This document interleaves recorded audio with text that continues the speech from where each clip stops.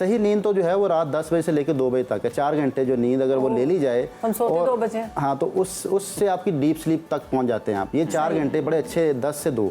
उसके बाद फिर अगर आप सोते हैं तो फिर डीप स्लीप तक पहुंचना नामुमकिन है। तो फिर इसीलिए ये सारे दिमागी अमराज हैं जो आपके जो रिलीज नहीं होते आपके मेरे नहीं, केमिकल्स। किसी और को भी मैं आपकी बात कर रहा हूँ ओवरऑल, मैं सिर्फ बहन आपको नहीं कहता, ओवरऑल बात करता हूँ। खुश रहना एक फन है जी। खुश रहना जो है ये, इसमें किसी चीज़ की ज़रूरत नहीं है। अगर आप चीज़ों से खुश होते हैं ना तो आपके पास कोई खुशी नहीं है। सही बात है। लेकिन आजकल का तो मेयार यही है कि हमारे पास ये हो, जॉब की टेंशन ना हो, अपना बिजनेस अच्छा चल रहा हो। खुशी का एक बेहतरीन राज ये है कि आप तवक्कल कर लें, सेटिस्फाई हो जाएं। आपके पास जो मौजूदा नेमतें हैं उन पे आप मुतमिन हो जाएं। हमारे साथ मौजूद है योगा एक्सपर्ट योगी नईम साहब। वेलकम करते हैं, कैसे हैं आप? ये अल्हम्दुलिल्लाह बहन। ये रेस्ट लेस लेग सिंड्रोम, मुझे बड़ा सोच के बोलना पड़ा, थोड़ा RLS कर लें। ये क्यों होता है और इसकी वजह क्या है? बहन, इसकी वजूहात तो बहुत सारी हैं, लेकिन कुछ वजूहात जो आम लोगों में पाई जाती हैं वो एंजाइटी, डिप्रेशन और नींद की कमी और मेडिसिन का बेजा इस्तेमाल करना, और एक बहुत बड़ी जो वजह है वो है डोपामिन की कमी। आपके जो दिमागी तौर पर आपका जो रिलीज होता है जो 4 केमिकल्स जो जिसको हैप्पी केमिकल कहते हैं, तो ये अगर रिलीज सही तरह नहीं होता, उसकी कमी होती है, तो फिर आपको RLS की शिकायत हो सकती है। आपको नींद की कमी हो सकती है, आप नींद अच्छी नहीं ले सकते। और RLS के लिए जो है वो बहुत सारी और भी वजूहात हैं, लेकिन वो इतनी ज़्यादा नहीं है। वो कॉमन लोगों में यही है, एंग्जाइटी, डिप्रेशन, और इसकी वजह से ज़्यादा प्रॉब्लम आता है। तो इसको मैं हमेशा यूँ कहता हूँ कि ये जैसे आपने बात की कि थकावट हो जाती है, ये जिस्मानी थकावट नहीं, ये ज़हनी थकावट है। सही। जब ज़हनी तौर पर आप थक जाते हैं, आप मशक्क़त करने से RLS का शिकार नहीं होते। जी। आप वर्कआउट करने से RLS का शिकार नहीं होते, आप एक्सरसाइज करने से शिकार नहीं हो सकते। ये मेंटली आपकी जो है वो डिसऑर्डर है, और इसमें आपको लाजमी तौर पर डोपामिन की जो कमी है उसको पूरा करना चाहिए। हमेशा मैं कहता हूँ कि डार्क चॉकलेट लिया करें, उसमें बेहतरीन डोपामिन है। आप बनाना ले सकते हैं, बनाना में डोपामिन है। ये जो हम चॉकलेट खाते हैं ये डार्क नहीं होती? ये तो मीठी चॉकलेट है, इसमें तो डार्क वाली खाई नहीं जाती। थोड़ी ले लें, चले कॉफ़ी ले लें। कॉफ़ी के अंदर डार्क कॉफ़ी के अंदर बेहतरीन। कॉफ़ी पीनी चाहिए ज़्यादा या फिर नहीं, हफ्ते में 2-3 दफ़ा ज़रूर पी लें। सही। हाँ, अच्छा, डोपामिन को बढ़ाती है। और अच्छा देखें, एक ही चीज़ के हैबिचुअल नहीं होना। योगा इस चीज़ से मना करता है कि अगर आपकी बॉडी हैबिचुअल हो जाती है तो फिर उसका असर नहीं होता। योगा ये कहता है कि अगर आप एक दिन कॉफ़ी ले लें, एक दिन चॉकलेट ले लें, एक दिन आप जो है बनाना ले लें, मुख्तलिफ चीज़ों से आप डोपामिन ले सकते हैं। कुदरत ने मुख्तलिफ चीज़ों में डोपामिन की मिकदार रखी है, तो अगर उनके ज़रिए आप अपनी बॉडी को हैबिचुअल किए बगैर आप ये चीज़ें लेते हैं तो इससे फ़ायदा ज़्यादा होता है। जब हम एक ही चीज़ को मुसलसल इस्तेमाल करते हैं तो उसका असर नहीं होता। नहीं, अब डेली जिनकी रूटीन है कॉफ़ी पीना, मतलब उनको कॉफ़ी का फ़ायदा कोई नहीं हो रहा था, वो बस एक एडिक्शन है। एडिक्शन हो जाती है और बॉडी जो है वो यूज्ड टू हो जाती है। सही। वो भी ठीक नहीं है। जी, वो भी ठीक नहीं। देखें, आप इस चीज़ को समझें कि एक मेडिसिन जो है वो डॉक्टर भी जो है वो हर 15 दिन के बाद चेंज कर देते हैं। उसकी वजह क्या है वो चेंज करने की? साल्ट को यहाँ बढ़ाते हैं या उसको कम करते हैं या उसका सॉल्ट चेंज कर देते हैं। सही। उसकी वजह ये होती है कि बॉडी हैबिचुअल हो जाती है, उसके असर कम होना शुरू हो जाते हैं। ठीक। RLS के लिए हमें क्या करना चाहिए? RLS के लिए जो है एक ब्रीदिंग, योगिक प्राण कहते हैं उसको। योगिक प्राण, वो 3 हिस्सों में सांस लिया जाता है, डायाफ्रामेटिक, थोरैसिक और क्लेविकुलर। हम आम रूटीन में आधा सांस भी नहीं लेते। तो योगा ये कहता है कि 3 हिस्सों में अगर आप सांस लें तो आपका सांस बढ़ सकता है, जिसको योगिक प्राण कहा। सबसे पहले आप अपने पेट को फुलाएं सांस लेते हुए, फिर रुक जाएं, सांस अंदर ही है, फिर आप थोड़ा सीने पे फुलाएं, रुक जाएं, फिर आप ऊपर वाला जो क्लेविकुलर है वहाँ पे सांस लें। अच्छा, आम रूटीन में हम जब लंबा गहरा सांस लें तो एक दफ़ा में लेके हम रुक जाते हैं और निकाल देते हैं। अगर आप पूरा लंबा सांस लेके रुक जाएं, रेस्ट दें लंग्स को, तो फिर दोबारा सांस लेने की कैपेसिटी आ जाती है। सही। दोबारा लिया जा सकता है। मैंने प्रैक्टिस किया, सही कह रहे हैं आप।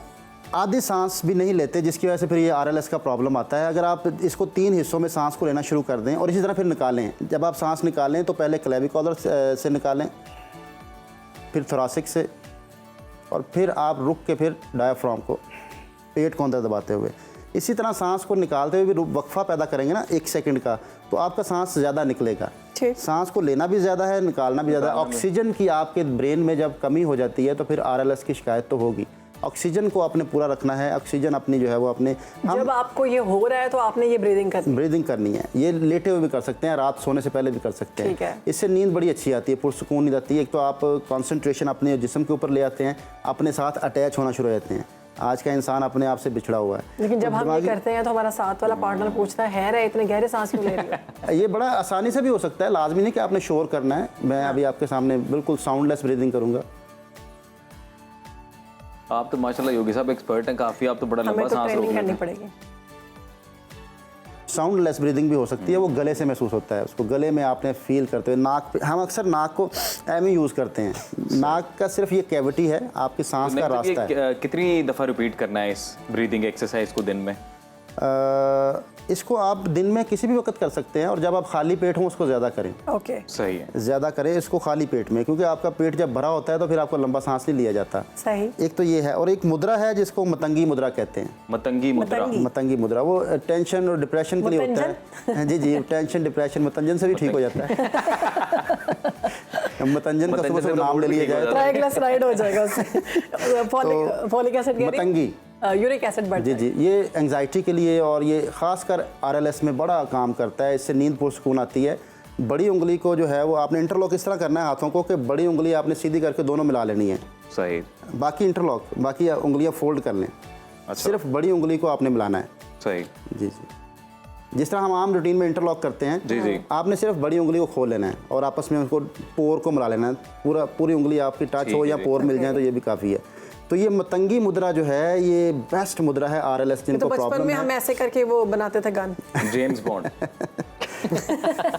ये मैं आसानी के लिए बता रही हूँ। ये गन ऐसी है, इससे जो है वो आपको नींद आ जाएगी। वो उस गन से तो पक्की नींद आती है, इससे थोड़ी नींद आती है। उसे परमानेंट नींद आ जाती है। वो नहीं चाहिए। तो ये गन जो है, ये कितनी देर तक ये 15 मिनट्स आप दिन में 3 से 4 दफ़ा कर सकते हैं। और ये मतलब हर एज ग्रुप के लिए मौसम, हर एज ग्रुप के लिए। अच्छा, इससे नींद अच्छी हो जाती है और ये दिमाग को खाली करने के लिए किया जाता है। अभी छोड़ दे, नींद नहीं आनी चाहिए, आपका प्रोग्राम कह रहे हैं दिमाग को खाली करने के लिए भी काम है। हाँ, वो तो फिर हमें करना। एंजाइटी के लिए बड़ा अच्छा है।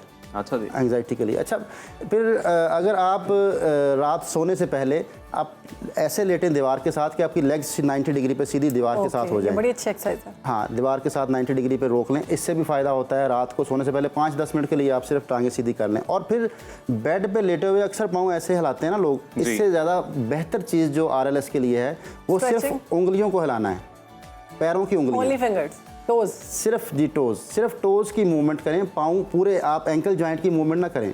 इसमें थोड़ा सा आपको ज़्यादा फ़ायदा लेना है। अगर आपने आरएलएस के लिए करना है तो फिर आपने सिर्फ फिंगर्स को ऊपर नीचे करना है। अच्छा, ये तो वैसे भी जब आपको आरएलएस हो रहा होता है ना, तो ये मैंने किया हुआ ये फिंगर्स वाला, ये वैसे भी सुकून। लेकिन कुछ लोगों को आप ये आरएलएस सिंड्रोम के दौरान अगर दबाया जाए तो उनको तब भी रिलीफ मिलता है काफ़ी? नहीं, उससे सेंसलेस होते हैं। अच्छा। दबाना कोई अच्छी चीज़ नहीं है। आप बार बार दबाए जाए मसल को तो वो सेंसिटिव नर्व्स आपके काम करना छोड़ देते हैं। जो जिस्म से दिमाग तक पैगाम पहुंचने की तारें हैं वो बंद हो जाती हैं। अच्छा, आप वक्ती तौर पे सुकून में आ जाते हैं। ये नहीं करवाना चाहिए। जी, नहीं, यहाँ पाकिस्तान में तो मसाज का जो कंसेप्ट जो है वो यही है कि रगड़ देना है बंदे को। जी जी जी जी। वो तो कई दफ़ा लगता है बंदा मार भी सकते हैं जिस तरह से वो घुमा रहे होते हैं गर्दनें। बेसिकली मसाज क्या है कि नरम हाथ के साथ सिर्फ ऑयलिंग करना। ओके। और जो मसाज ये नहीं है कि दबा के जो है वो ऑयल लगाना, ये मसाज नहीं है। इससे आपकी इंजरी होती है, इंटरनल मसल इंजरी। लेकिन नहीं साहब, वो बोलते हैं कि कुछ बॉडी प्रेशर पॉइंट्स होते हैं जिनको वो प्रेस करने से वो कुछ प्रेशर मार्मा पॉइंट्स कहते हैं उनको। जी, ठीक है। 106 मार्मा पॉइंट्स हैं पूरी बॉडी के अंदर। तो वो जो जानता है उसी को पता है कौन सी जगह पे पॉइंट है, उसको फिर वो जो है वो साहब, एक तो हम कर सकते हैं ब्रीदिंग, दूसरा हम वो मुद्रा कर सकते हैं। इसके अलावा क्या कर सकते हैं? इसके अलावा जैसे मैंने बोला कि डोपामिन की कमी को पूरा करें। वो कैसे? कोई फनी चीजें लगा के देखें। उसमें ये भी देखें, जब आप खुश होते हैं तो डोपामिन रिलीज होता है जी। जब आप सैड होते हैं तो डोपामिन रिलीज नहीं होता। तो जो मैंने बात की कि ये जहनी बीमारी है, हम जब बहुत सीरियस रहने की कोशिश करते हैं और हर किसी के साथ सीरियस रहने की कोशिश करते हैं तो फिर डोपामिन जो है रिलीज नहीं हो पाता। और बहुत सारे जो लाजमी नहीं कि वज़न जिस्मानी तौर पर उठाया जाए, बहुत सारे वज़न यहाँ उठाए हुए हमने। सही बात है। मैंने एक दो एक्सपर्ट से सुना, उन्होंने कहा कि अगर आप 8 बजे के बाद नहीं सोते ना, 9 बजे के बाद मैक्स, तो डोपामिन रिलीज नहीं हो सकता। सही नींद तो जो है वो रात 10 बजे से लेकर 2 बजे तक है। 4 घंटे जो नींद अगर वो ले ली जाए, हम सोते 2 बजे। हाँ, तो उससे आपकी डीप स्लीप तक पहुंच जाते हैं आप। ये 4 घंटे बड़े अच्छे, 10 से 2 उसके बाद फिर जब अगर आप सोते हैं तो फिर डीप स्लीप तक पहुंचना नामुमकिन है। तो फिर इसीलिए ये सारे दिमागी अमराज हैं जो आपके जो रिलीज नहीं होते आपके मेरे नहीं, केमिकल्स। अच्छा, मैं आपकी बात कर रहा हूँ ओवरऑल, मैं सिर्फ बहन आपको नहीं कहता, ओवरऑल बात करता हूँ। नहीं साहब, वैसे ये जो है खुश रहना भी कहते हैं एक प्रैक्टिस है, एक स्टेट ऑफ माइंड है, क्योंकि लोग कहते हैं कि जी आजकल जो हालात हैं, स्ट्रेस इतना है, तंगी इतनी है, ऐसे हालात में खुश कैसे रहें। और कहते हैं खुद चीजें क्रिएट करें ताकि आप खुश रहें। देखें, खुश रहना एक फन है जी। खुश रहना जो है ये, इसमें किसी चीज़ की ज़रूरत नहीं है। अगर आप चीज़ों से खुश होते हैं ना तो आपके पास कोई खुशी नहीं है। सही बात है। लेकिन आजकल का तो मेयार यही है कि हमारे पास ये हो, जॉब की टेंशन ना हो, अपना बिजनेस अच्छा चल रहा हो। खुशी का एक बेहतरीन राज ये है कि आप तवक्कल कर लें, सेटिस्फाई हो जाएं। आपके पास जो मौजूदा नेमतें हैं उन पे आप मुतमिन हो जाएं। ग्रेटिट्यूड की जो एक और इससे जो है वो आपकी चीज़ें फिर बेहतर होना शुरू हो जाती हैं।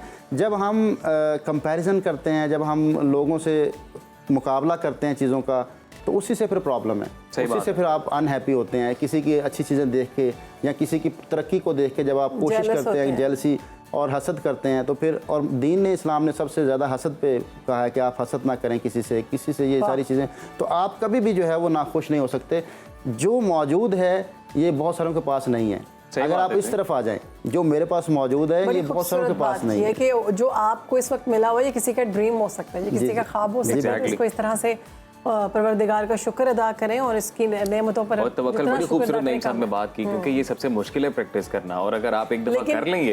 रेस्टलेस लेग सिंड्रोम के लिए आपको तवक्कुल के साथ साथ ये काम करने पड़ेंगे, तो ही आप बेहतर होंगे।